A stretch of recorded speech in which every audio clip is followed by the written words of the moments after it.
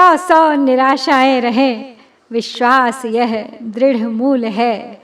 इस आत्मलीला भूमि को वह विभु न सकता भूल है। अनुकूल अवसर पर दयामय फिर दया दिखलाएंगे।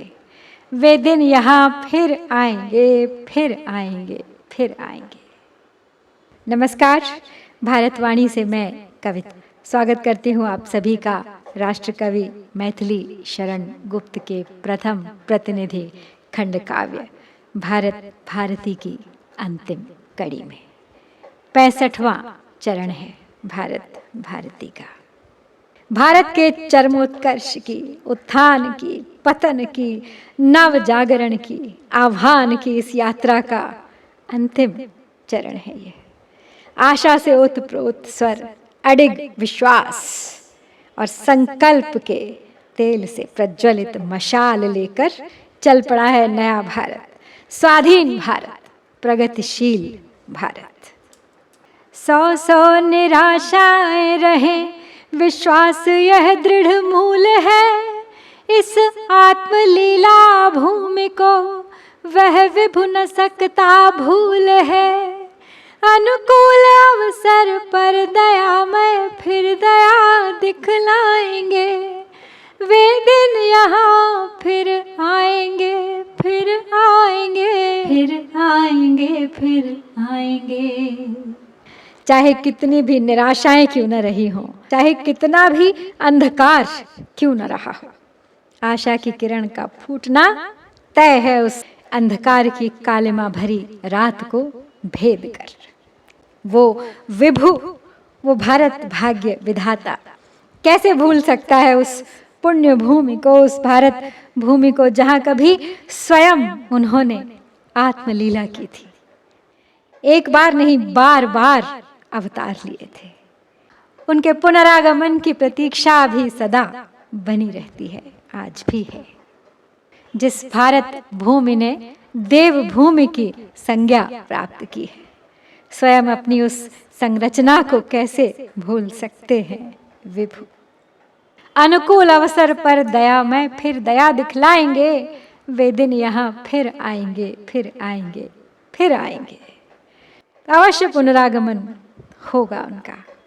संभवतः ये प्रतीक्षा की घड़ी है जिसमें हमें उत्तीर्ण होना है और पुनः उनका विश्वास अर्जित करना है। उनके पुनरागमन के लिए स्वयं को तैयार करना है। अवश्य ही हमारा वो स्वर्णिम काल लौट कर आएगा। प्रतीक्षा है उस अनुकूल अवसर की जब प्रभु अपनी लीला, अपनी दया दृष्टि, अपनी माया फिर बिखेरेंगे एक बार हम पर।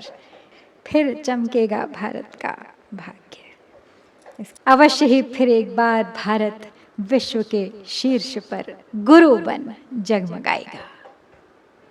रीलेखनी बस बहुत है, अब और बढ़ना व्यर्थ है। रीलेखनी बस बहुत है, अब और बढ़ना व्यर्थ है यह अनंत कथा, तथा तो सर्वथा समर्थ है। करती हुई शुभ कामना निज वेग सविनय थाम ले। कहती हुई जय जानकी जीवन तनिक विश्राम ले। रीलेखनी बस बहुत है, अब और बढ़ना व्यर्थ है यह अनंत कथा, तथा तू सर्वथा असमर्थ है। विश्राम का समय है अब गुप्त जी की लेखनी के लिए। बहुत कुछ लिख लिया, बहुत कुछ कह दिया, बहुत कुछ याद दिला दिया और बहुत कुछ भुलाने की भी बात की। जो कुछ उद्गार उनके हृदय में थे सब व्यक्त कर दिए और एक बार नहीं, बार बार भिन्न भिन्न परिप्रेक्ष्य में, भिन्न भिन्न उद्देश्य से। अब कुछ और कहना बाकी नहीं रहा। व्यर्थ ही होगा बार बार दोहराना, अति न हो जाए कहीं। ये कथा तो अनंत है, असीम है, परंतु मनुष्य की सामर्थ्य की एक सीमा है। इसीलिए इस कथा को अब यही रोकना आवश्यक है, क्योंकि अब सुनने समझने के बजाय कर दिखाने की बारी है। तभी जान पाएगा भारतीय अपनी सामर्थ्य। करती हुई शुभ कामना, निज वेग सविनय थाम ले। कहती हुई जय जानकी जीवन, तनिक विश्राम ले। गुप्त जी के हृदय के उद्गार थम नहीं रहे हैं, परंतु लेखनी को तो विश्राम देना है। तो कह रहे हैं अपनी अथक लेखनी से गुप्त जी कि अब केवल सविनय शुभ कामना की आवश्यकता है। अपना आशीष देकर और जय जानकी जीवन, जय श्री राम, जय श्री हरि कहकर भेजना है उस योद्धा को उसकी युद्ध भूमि में, सर पे लगाकर विजय श्री का तिलक। उस कर्मवीर को उसकी कर्म भूमि में जाना है, जिसे तुमने तैयार किया है अपने शब्दों से अथक निरंतर, अपने शब्दों के तरकश देकर, अपनी प्रेरणा के बाण देकर। कर विजय तिलक, विदा कर भारत वीर को स्वर्णिम भविष्य के पथ पर।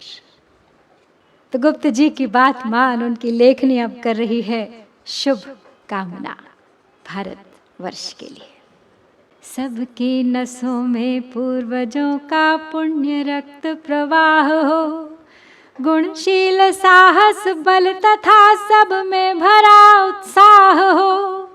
सबके हृदय में सर्वदा समवेदना का दाह हो, हमको तुम्हारी चाह हो, तुमको हमारी चाह हो। सबकी नसों में पूर्वजों का पुण्य रक्त प्रवाह हो, गुणशील साहस बल तथा सब में भरा उत्साह हो। कहते हैं गुप्त जी अपनी लेखनी से कि शुभ कामना दे कि पूर्वजों का पुण्य रक्त प्रवाहित हो हर भारतीय की धमनियों में। सद्गुण, सच्चरित्रता, शौर्य, साहस, पुरुषार्थ की बल उत्साह से भरे हर भारतीय का हृदय सदा एक संवेदना की धारा बहती रहे। वसुधैव कुटुंबकम का संदेश लिए चल पड़े हम फिर एक बार, शांति, समभाव और सद्भाव से भरे विश्व की स्थापना के लिए। सबके हृदय में सर्वदा समवेदना का दाह हो, हमको तुम्हारी चाह हो, तुमको हमारी चाह हो। भारत माता बार बार गर्वित हो ऐसी संतान पाकर, और तुम सदा केवल भारत माता की ही कोख से जन्म लो, उसकी गोद में खेलो, फूलो, फलो। एक ऐसी ही परस्पर एक दूसरे की चाह बनी रहे सदा सर्वदा एक दूसरे के हृदय में। विद्या, कला, कौशल्य में सबका अटल अनुराग हो, उद्योग का उन्माद हो, आलस्य अघ का त्याग हो। सुख और दुख में एक सा सब भाइयों का भाग हो, अंतःकरण में गूंजता राष्ट्रीयता का राग हो। विद्या, कला, कौशल्य में सबका अटल अनुराग हो, उद्योग का उन्माद हो, आलस्य अघ का त्याग हो। तुम खूब पढ़ो लिखो, विद्यार्जन करो, कला कौशल में निपुण बनो, सदा अनुरक्ति बनी रहे अपने कर्तव्य कर्म में। नित्य नए उद्योग का उन्माद, उत्साह भरा रहे तुम्हारे भीतर। स्फूर्ति हो, चैतन्य हो, आलस्य का, निम्नता का, प्रमाद का, दुष्कर्म का भाव कभी घर न करने पाए तुम्हारे भीतर। सुख और दुख में एक सा सब भाइयों का भाग हो, अंतःकरण में गूंजता राष्ट्रीयता का राग हो। सुख हो या दुख मिल बांट कर जीना होगा सबको। अमीर गरीब का भेद, उनके बीच की खाई को पाटना होगा। प्रांतीयता, भाषा, जाति, धर्म, संप्रदाय, सब भेदों को मिटाकर केवल भारतीयता ही तुम्हारा धर्म हो, तुम्हारी जाति हो। केवल एक भारतीय की राष्ट्रीयता ही तुम्हारी पहचान हो। देश से बड़ा कुछ नहीं। भारत है तो तुम हो, अन्यथा तुम्हारा कोई अस्तित्व नहीं। कठिनाइयों के मध्य अध्यवसाय का उन्मेष हो, जीवन सरल हो, तन सबल हो, मन विमल सविशेष हो। कठिनाइयां तुम्हें डराए नहीं, तुम्हारे कदम रोके नहीं, बल्कि एक उन्मेष भरे, उत्साह भरे अध्यवसाय का उद्यम का, परिश्रम का, कर्मठता का, अपने लक्ष्य के प्रति लगन का। जीवन सरल हो, तन सबल हो, खान पान पहनावा सरल सादा हो, किंतु शरीर में शक्ति, स्फूर्ति और बल की भरमार हो। मन स्वच्छ हो, सुविचारों से अभिभूत हो, एक आभा, एक कांति झलके सच्चरित्रता की तुम्हारे मुखमंडल से। छूटे कदापि न सत्य पथ, निज देश हो कि विदेश हो, अखिलेश का आदेश हो जो बस वही उद्देश्य हो। अडिग रहो सत्य के पथ पर हर परिस्थिति में, फिर चाहे तुम देश में हो या विदेश में। विचार करो, मनन करो अपने कर्तव्य और अकर्तव्य का। सच्चे मन से ईश्वर में आस्था रखो, उनका आदेश ही तुम्हारा लक्ष्य, तुम्हारा उद्देश्य होना चाहिए। आत्मावलंबन ही हमारी मनुजता का मर्म हो, षड्रिपु समर के हित सतत चारित्र्य रूपी वर्म हो। भीतर अलौकिक भाव हो, बाहर जगत का कर्म हो, प्रभु भक्ति परहित और निश्चल नीति ही ध्रुव धर्म हो। आत्मावलंबन ही हमारी मनुजता का मर्म हो, षड्रिपु समर के हित सतत चारित्र्य रूपी वर्म हो। आत्मावलंबन अर्थात स्वयं तुम ही अपना आधार बनो, अपने आत्मबल को ही तुम्हें अपना सहारा बनाकर चलना होगा, क्योंकि तुम्हें डिगाने वाली असंख्य शक्तियां तुम्हारे चारों ओर सक्रिय होंगी। बहुत सरल होगा डगमगाना, फिसल जाना, यदि अपनी अंतरात्मा की आवाज नहीं सुनोगे, यदि अपने भीतर की प्रेरणा को संबल नहीं बनाओगे। हमारा मर्म स्थान है हमारी आत्मा, बहुत भेद भरा रहस्यमय स्वरूप है जिसका, और मर्मस्थल अत्यंत ही नाजुक स्थान होता है, किंतु हमारे अस्तित्व को सही मायने देता है। तो हमारी आत्मा की आवाज षड्रिपु समर अर्थात हमारा जो संग्राम भीतर ही भीतर छिड़ा रहता है मन के 6 शत्रुओं के साथ, काम, क्रोध, लोभ, मोह, मद और मात्सर्य। मद यानी अहंकार और मात्सर्य ईर्ष्या, द्वेष इत्यादि। तो हिंदू शास्त्रों के अनुसार मन के ये 6 शत्रु बताए गए हैं और इन्हें ही षड्रिपु कहा जाता है। तो इस समर में यदि विजय प्राप्त करनी है तो हमें कवच पहनना होगा सतत चरित्र का। सतत यानी सदा, सर्वदा, सर्वदा अडिग रहना होगा सत्य पथ पर, कर्तव्य पथ पर, धर्म के पथ पर। चरित्र के इस बख्तर में, इस कवच में एक छोटा सा छिद्र भी जानलेवा हो सकता है। भीतर अलौकिक भाव हो, बाहर जगत का कर्म हो, प्रभु भक्ति परहित और निश्चल नीति ही ध्रुव धर्म हो। तुम्हारी आत्मा कुछ और नहीं, उसमें तुम्हारा कुछ नहीं, वो उसी परमात्मा का एक अंश है। तुम्हारे मन मंदिर में बसी यह आत्मा इस संसार की नहीं है, अलौकिक है, और सदा विद्यमान है यह अलौकिक भाव तुम्हारे भीतर, जो तुम्हें तुम्हारे लौकिक कर्मों के लिए शक्ति प्रदान करता है। तो ईश्वर की कृपा तुम पर सदा बनी रहे और तुम्हारे भीतर का यह अलौकिक भाव तुम्हें इस लोक में, तुम्हें अपनी भारत भूमि के प्रति अपने कर्तव्यों पर अडिग बनाए रखे। ईश्वर की भक्ति, निष्ठा, परहित, परोपकार और छल रहित नीति मार्ग, यही तुम्हारा ध्रुव धर्म है, और यह अटल अचल कर्तव्य पथ बना रहे नित्य शाश्वत सर्वदा। उपलक्ष्य के पीछे कभी भी गलत न जीवन लक्ष्य हो, जब तक रहे ये प्राण तन में पुण्य का ही पक्ष हो। कर्तव्य एक न एक पावन नित्य नेत्र समक्ष हो, संपत्ति और विपत्ति में विचलित कदापि ना वक्ष हो। उपलक्ष्य के पीछे कभी विगलत न जीवन लक्ष्य हो। जब तक रहें ये प्राण तन में, पुण्य का ही पक्ष हो। उपलक्ष्य अर्थात मुख्य लक्ष्य को ध्यान में रखकर कुछ करना, या उससे संबंधित उसी उद्देश्य में जो निहित कर्म होते हैं। तो गुप्त जी का कहना है कि जीवन लक्ष्य, हमारा मुख्य उद्देश्य, हमारा प्रमुख कर्म हमारे देश के प्रति है। उससे जुड़ी छोटी छोटी तैयारियां, कुछ उपकर्म, कुछ समारोह हैं जो आवश्यक हैं, परंतु वो मुख्य लक्ष्य से ऊपर नहीं है। तो हमें उन्हीं में खोकर अपने मूल लक्ष्य को नहीं भुला देना है, इस बात का सदा ध्यान रखना है। तो देश हित पुण्य पथ में अपने प्राणों का कोई मोल नहीं होता। प्राणों का संकट तो केवल उपलक्ष्य है, मूल लक्ष्य तो है देश की स्वायत्तता, देश की रक्षा, देश के प्राणों की रक्षा।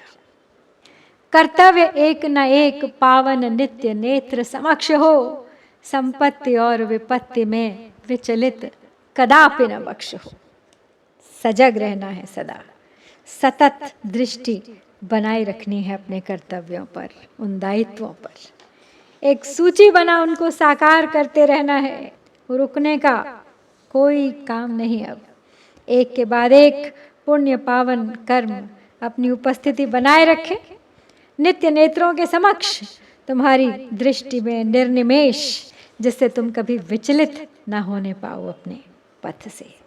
चाहे संपत्ति आए चाहे विपत्ति, तुम्हारा मस्तक, तुम्हारा वक्षस्थल सदा ऊंचा रहे, तना रहे, सामना कर सके विकट से विकट परिस्थिति का।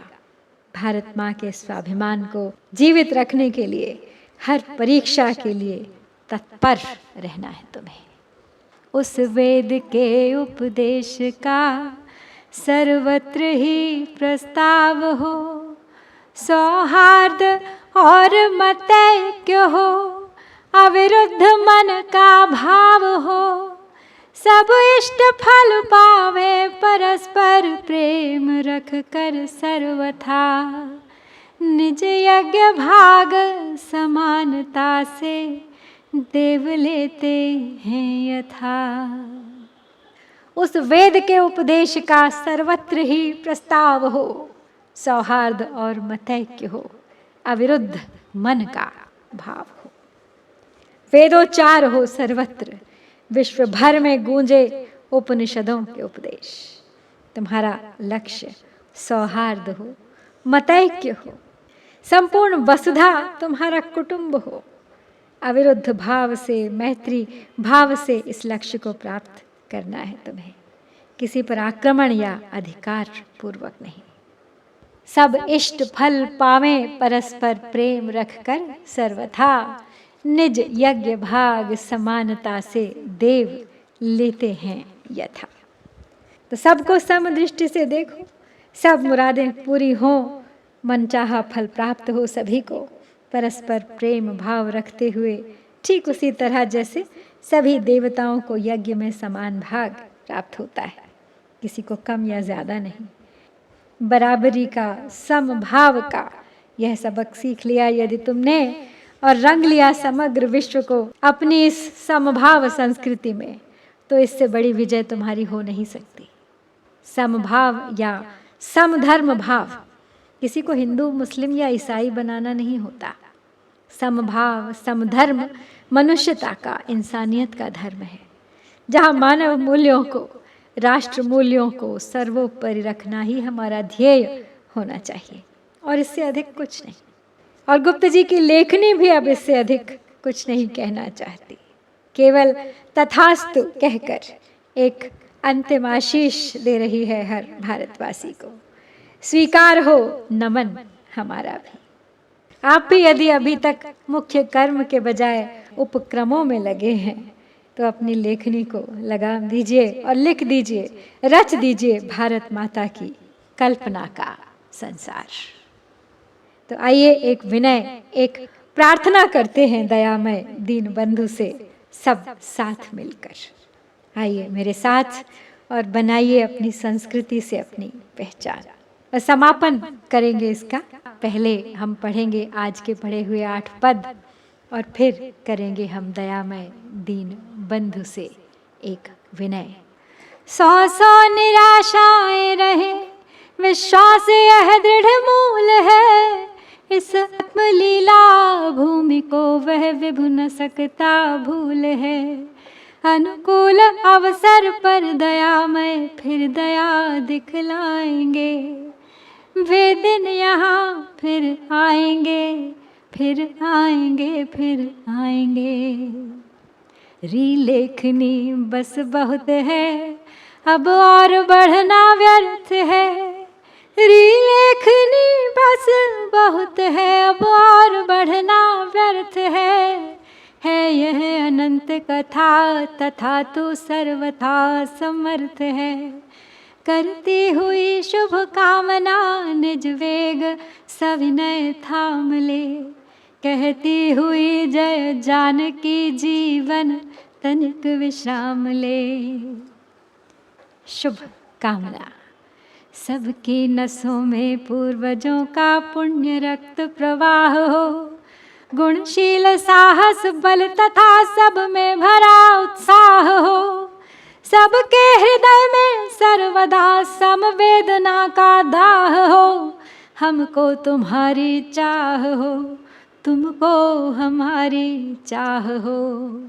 विद्या कला कौशल्य में सबका अटल अनुराग हो, उद्योग का उन्माद हो, आलस्य अघ का त्याग हो।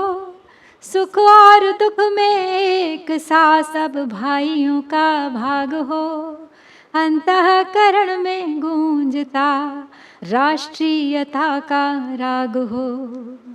कठिनाइयों के मध्य अध्यवसाय का उन्मेष हो, जीवन सरल हो, तन सबल हो, मन विमल सविशेष हो। छूटे कदापि न सत्य पथ, निज देश हो के विदेश हो। अखिलेश का आदेश हो, जो बस वही उद्देश्य हो। आत्मावलंबन ही हमारी मनुजता का मर्म हो, षड्रिपु समर के हित सतत चारित्र्य रूपी वर्म हो।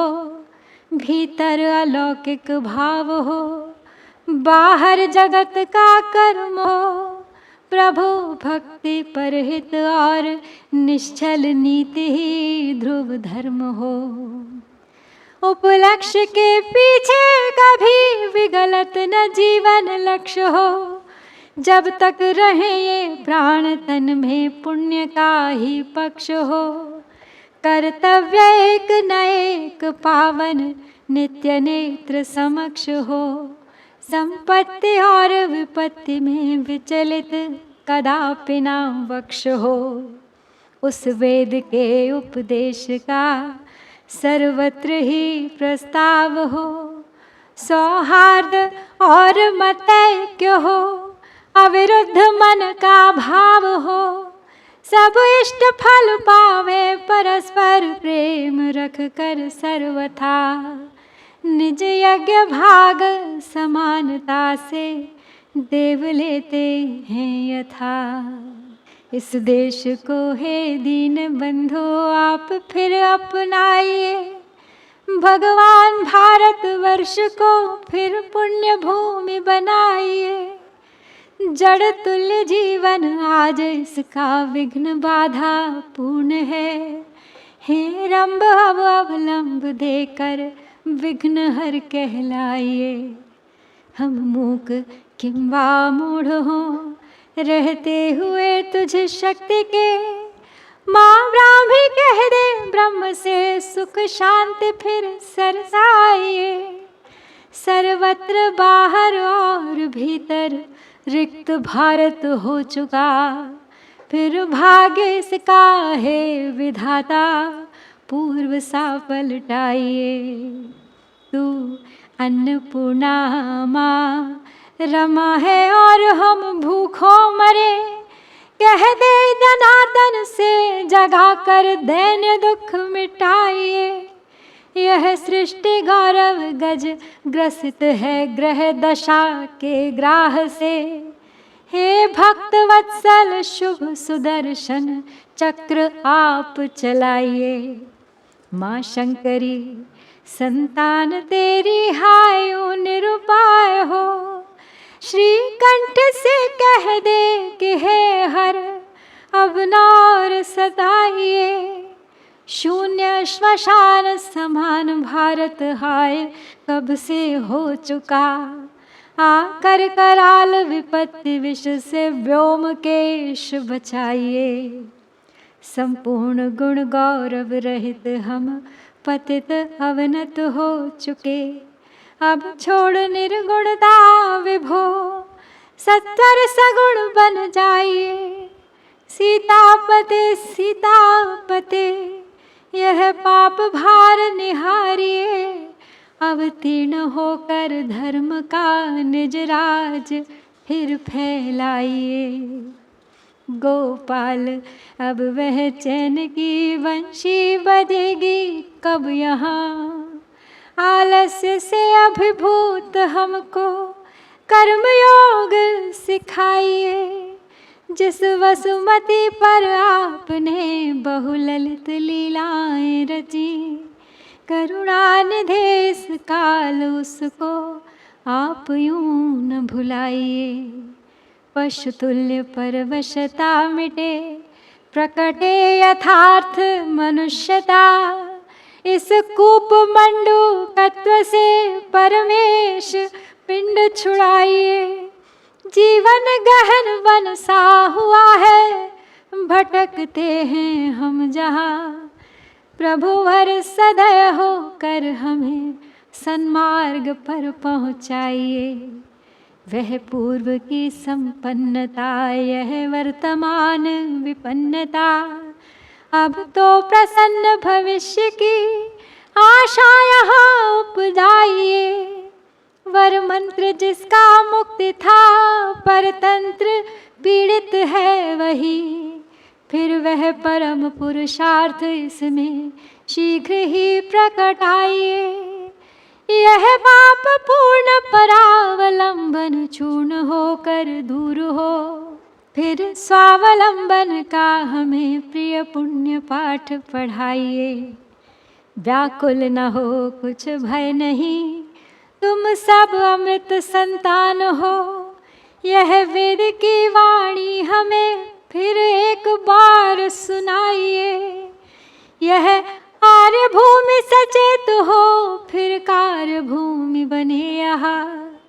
वह प्रीति नीति बढ़े परस्पर भीति भाव भगाइए।